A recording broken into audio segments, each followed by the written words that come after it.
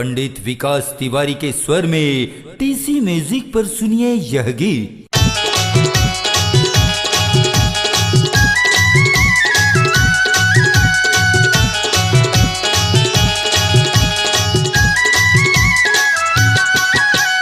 देश के दुश्मन लुके रहो तुम, देश के दुश्मन लुके रहो तुम, देश या विदेश माँ हम छोड़ब ना तुमका, रहो तुम चाहे जौने बेस माँ। हम छोड़ब ना तुमका, रहो तुम चाहे जौने बेस माँ। देश के दुश्मन लुके रहो तुम, देश के दुश्मन लुके रहो तुम, देश या विदेश माँ हम छोड़ब ना तुमका, रहो तुम चाहे जौने बेस माँ। हम छोड़ब ना तुमका, रहो तुम चाहे जौने बेस माँ।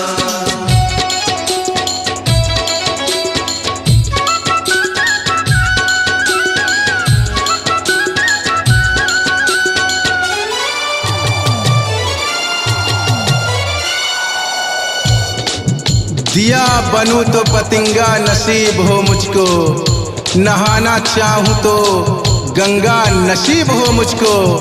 मेरी तमन्ना अगर कोई है तो बस ये है, मैं यूं मरूं के तिरंगा नसीब हो मुझको, मैं यूं मरूं के तिरंगा नसीब हो मुझको।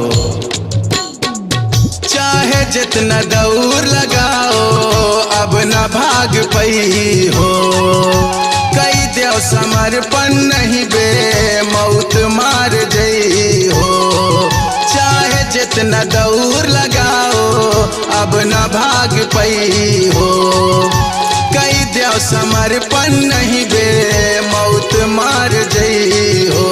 सुनो राक्षसो राम खड़े हैं, सुनो राक्षसो राम खड़े हैं, हर फौजी के भेष माँ हम छोड़ब ना तुमका, रहो तुम चाहे जौने भेष माँ। हम छोड़ब ना तुमका, रहो तुम चाहे जौने भेष माँ।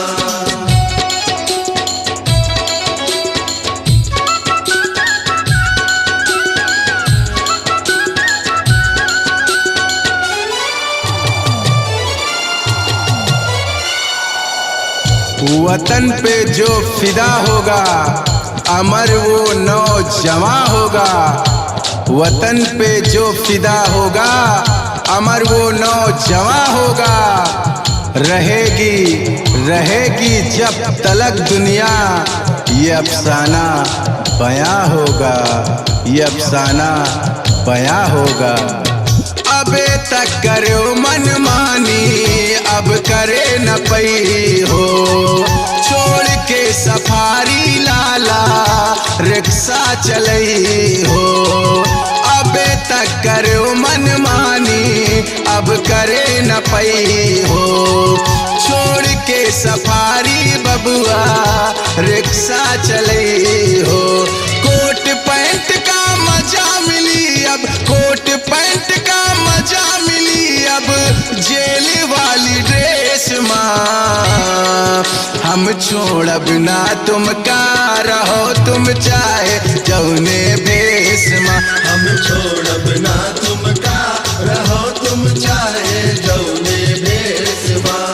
फतेहपुर का विकास तिवारी, फतेहपुर का विकास तिवारी गाए देश प्रेम माँ हम छोड़ब ना तुमका, रहो तुम चाहे जौने भेष माँ। हम छोड़ब ना तुमका, रहो तुम चाहे जौने भेष माँ। हम छोड़ब ना तुमका, रहो तुम चाहे जौने भेष माँ। हम छोड़ब ना तुमका, रहो तुम चाहे जौने भेष माँ। अपनी आवाज को दीजिए एक नया मुकाम, डिजिटल रिकॉर्डिंग की दुनिया का जाना पहचाना नाम स्वरांजलि, जहां गूंजती हैं ध्वनियां अपनी माटी की सौंधी सुगंध के साथ। छत्तीसगढ़ी संगीत के विविध रंग जो पहुंचाते हैं पूरे प्रदेश में डिजिटल रिकॉर्डिंग के संग। स्वरांजलि स्टूडियो, नेमीचंद गली नंबर 2, गंजपारा, रायपुर।